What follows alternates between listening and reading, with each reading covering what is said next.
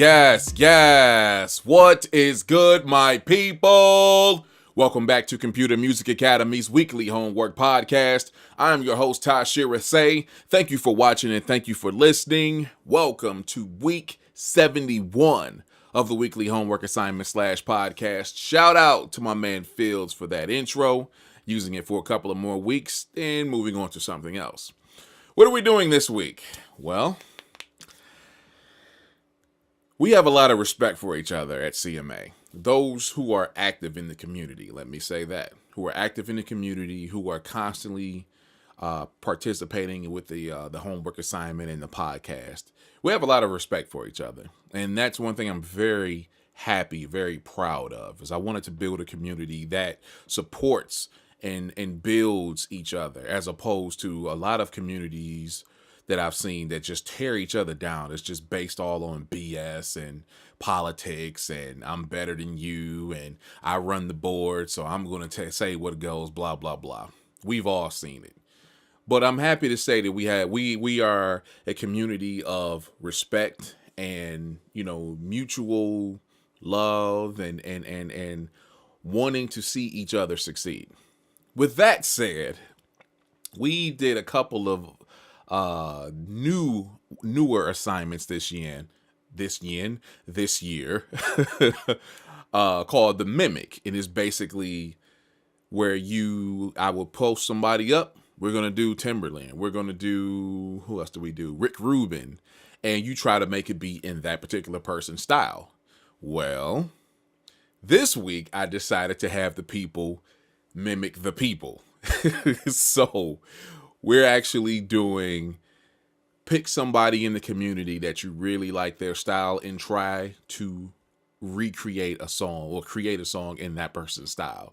And we have 5 submissions, very eager to get to them all, starting out with a man that I don't think has ever kicked off a podcast. And if he did, it was long ago. My man, UK representative, Crooked Mystery Jazz. Let's get it in.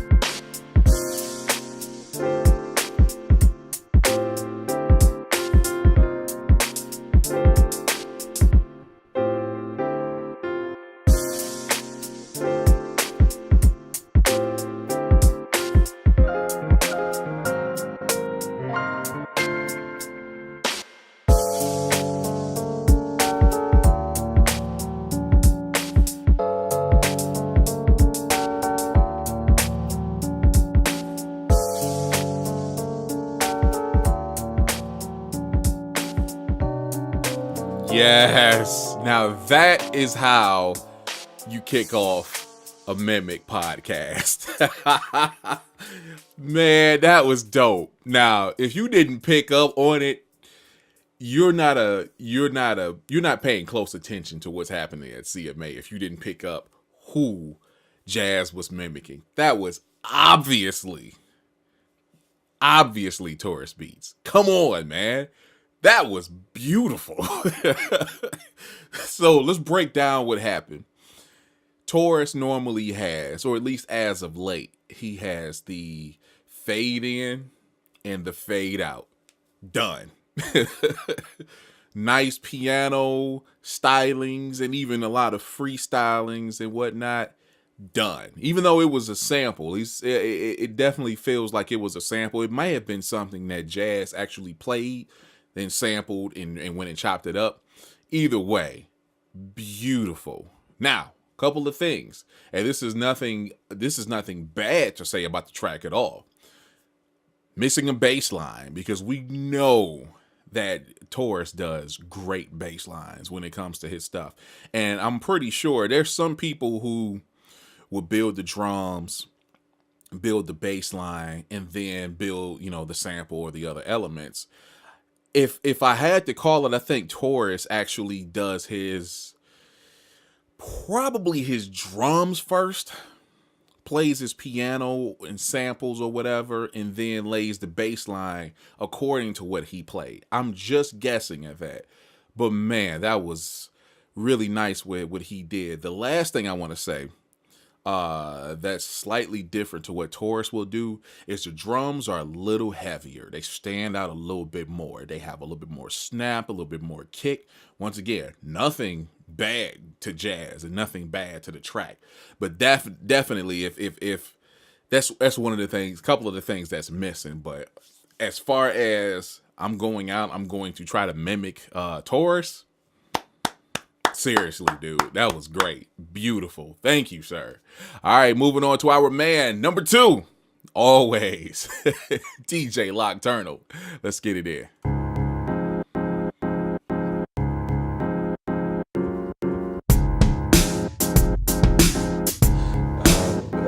How do I make up a melody?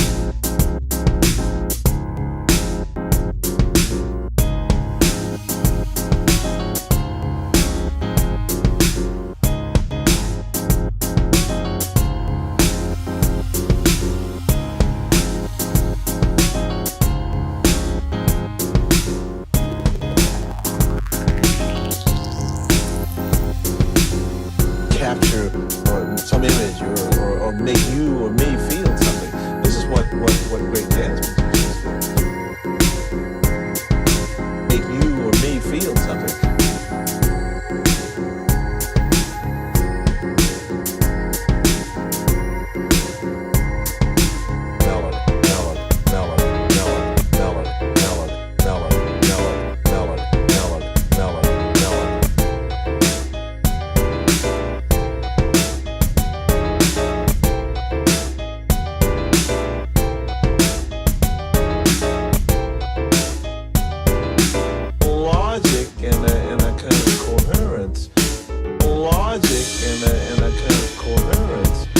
That melody as a new melody.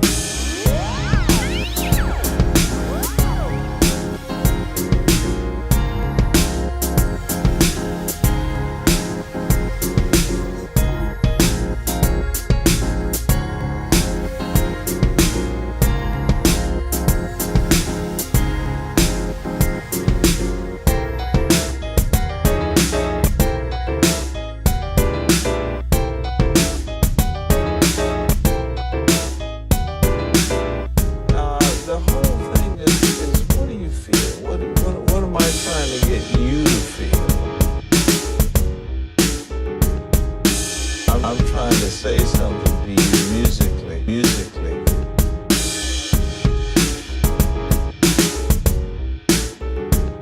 Yes, DJ Lockturnal.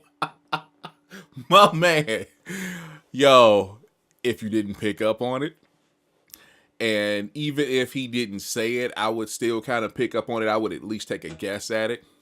But he did say that was his interpretation of our man Crooked Mystery Jazz. And he said he's not sure if he hit it dead on.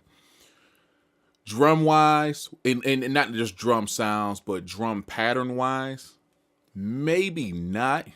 But sequence wise, as far as and if you saw me smiling and giggling while I'm listening to it, it's because he hit the whole thing where jazz does all these, these small different patterns. He hit that perfectly. I think there was like 3 different patterns in there, which was really, really dope. I really, really enjoyed that. Plus, he had some really cool interview clips from Billy Taylor, I should say.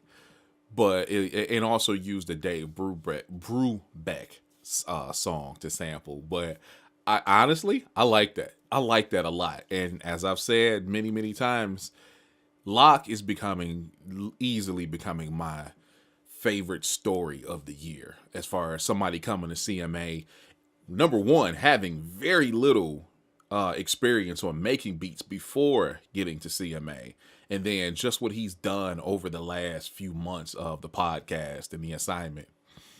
Excellent job, my man. All right, moving on to our man in Tel Aviv, Israel, Eclectic Amora. Let's go. 1, 2, 1, 2, 3.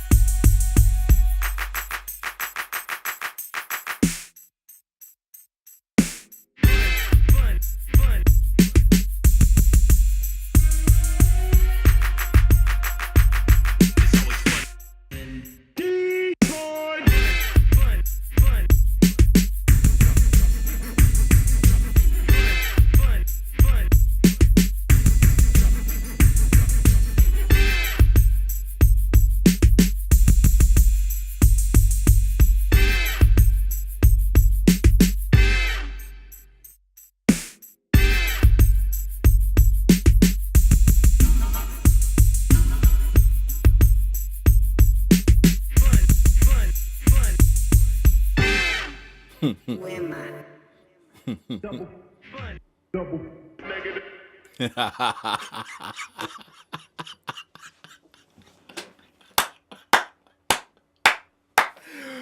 Shout out to Eclectic Amora, man. I gotta give massive props to that dude. He's another dude, just like Lockturnal.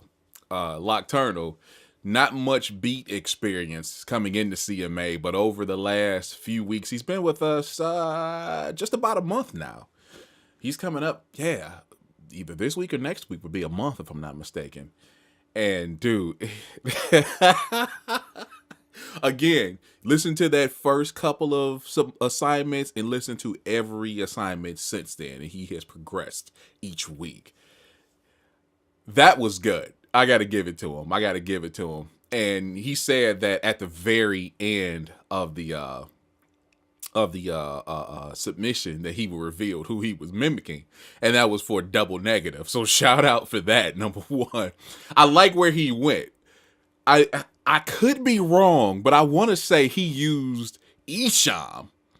I could be totally wrong, but it was like 6 Mile, 7 Mile, Grass Shit, Van Dyke. I think that's an Esham song, if I'm not mistaken. And I used to be a huge Esham, well, not huge, but I used to be a pretty decent Esham fan back in the day. Dead Flowers, in my opinion, is his best album. Anyhow, I'm not sure if that's who that is, but the fact that he got all these Detroit samples naming off streets, and he went for the chopping and the sequencing and the stutters and breakdowns just like Negative. I gotta give him massive props for that. Man, he went for it, And once again, he doesn't have the most experience, but you can tell he's been paying attention to what we're doing, and he's learning through practice. As I said in our one-on-one, and as I said over the last few weeks and in emails, practice, dude. You're going to get better by applying every week. Sitting in front of a video or a book or something like that, that's cool, but it's all about practicing, hands-on experience, and experimenting and being open-minded. And yeah, shout out to Eclectic Amora for that. That was dope. Was the drums all the way there, or the pattern all the way there? No, it wasn't. But the intention was there. You could see where he was going. You could see what he was trying to do. So shout out for that, man. Excellent submission. All right, going down south once again to our man, who we haven't heard from in a couple of weeks, and welcome back, Gold 007.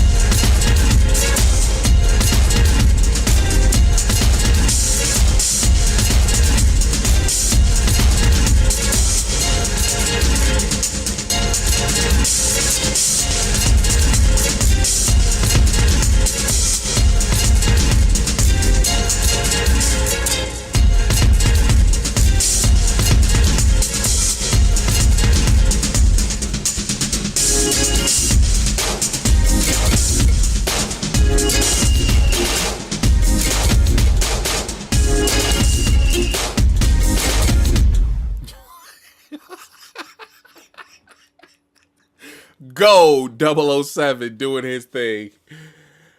That was pretty good. And considering who he tried to go after, well, I'm not going to say try, because that makes you seem like you didn't do it. But considering who he was going after, I think that was actually pretty cool. So that was Gold's interpretation of Cricket Mystery Jazz. Once again. Yo, that was pretty good. That was pretty good. I got to give it to him. He said he's not sure if he actually hit it. And, he's been, of course, he's been dealing with some things, some personal issues lately. So he's not sure if he hit it. He's not sure if the sound is on. Sound, not 100%, but definitely pretty good. And as far as the technique and the style and the actual submission, I see where you were going. I definitely see it and I feel it. Once again, with the different sections that Jazz does in his music, I thought that was pretty incredible, actually. And he said he took a suggestion from Stephen G and sampled a song from Andreas Vollenweider. So yeah, I thought that was pretty cool. He went more with Jazz's UK stylings. I'm not even sure what to classify that, but Jazz does like jungle and D&B and two-step and all of this craziness over there. So he was going after that particular aspect of jazz, and I think he did pretty damn good, if you ask me. Especially considering he didn't have a lot of time. He's been dealing with a lot lately. I think he did pretty good. So shout out for that, my man.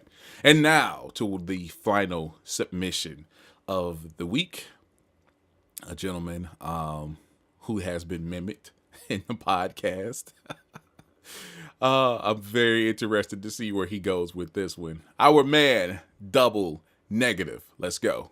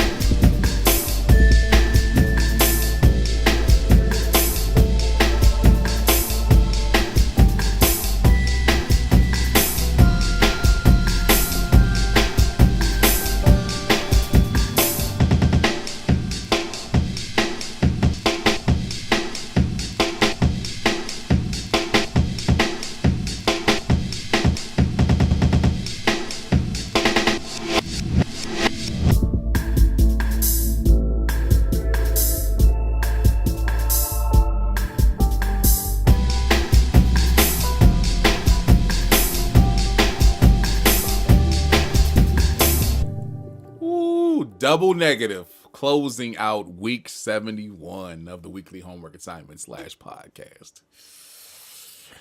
Woo! Yeah. If you didn't pick up on that one, oh boy. He was definitely going after Crooked Mystery Jazz on that one. So that's pretty good.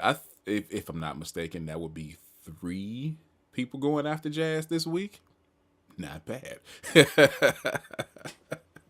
Not bad at all. Man. So, yeah. I got to give him props for that. That was more, once again, one of Jazz's other styles. I love the breakbeat drums. I love the way they sound. That was an excellent choice. I like the sequencing. I like the filtering. It was a couple of drops, a couple of change ups. That was pretty damn dope. I don't have anything else to say about that. It totally caught me off guard when the drums actually hit. And I don't know why, but it did. Man, that's dope. Shout out for that, my man. And shout out to everybody that contributed this week. Double Negative, Gold 007, Eclectic Amora, DJ Lockturnal, and Crooked Mystery Jazz. And thank you for watching, listening, supporting what we do every single week. If you would like to be a part of what we do here at Crooked Mystery Jazz Academy, at Computer Music Academy, come on over and join us at computermusicacademy.com. It is that simple. We're done. And on that note, we will talk to you next time. See ya.